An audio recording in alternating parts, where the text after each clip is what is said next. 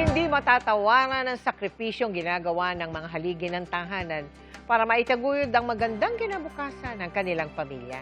Kaya bilang paggunita sa Father's Day ngayong linggo, 100 tatay sa Candelaria sa Zambales ang hinatira ng GMA Kapuso Foundation ng libreng medical services.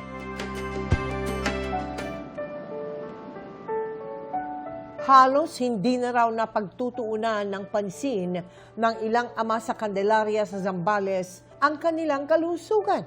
Bukod sa kakulangan ng kakayahang pinansyal, isubsob rin sila sa trabaho. Si Patricio, bukod sa pangingisda, isa rin siyang bantay dagat.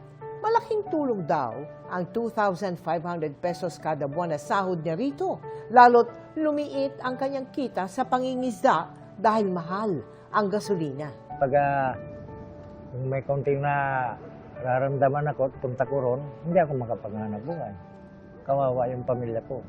Pag-aalaga naman ng baboy ang pinagkakaabalahan ni Bot matapos malugi sa pagpapalay. May 2 anak pa siyang nasa kolehiyo.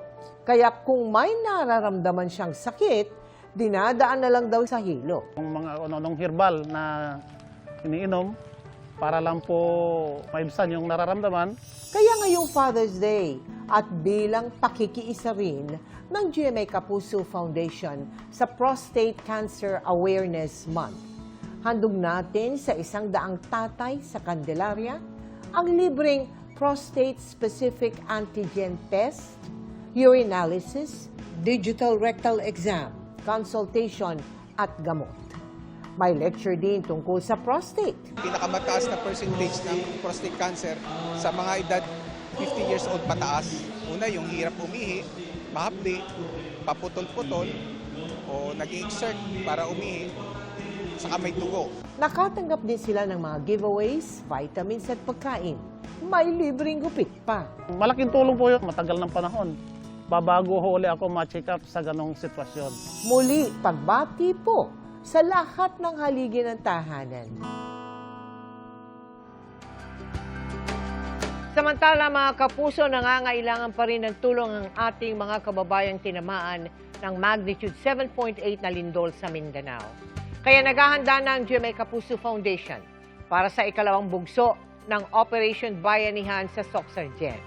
Sa mga nais magbigay ng material donations, siguraduhin pong hindi expired at may 6 na buwan pang pataas na expiration date ang inyong mga donation. Naka-flash sa inyong screen ang mga pwede ninyong i-donate. Dalhin po yan sa address na ang aming tanggapan. Maaari rin kayong magdeposito sa aming mga bank account o magpadala sa Cebuana Lowellier. Pwede rin pong via QR code ng GCash at Palawan Pay o mag-donate online sa Globe Rewards at Metrobank Credit Cards, Lazada at Shopee.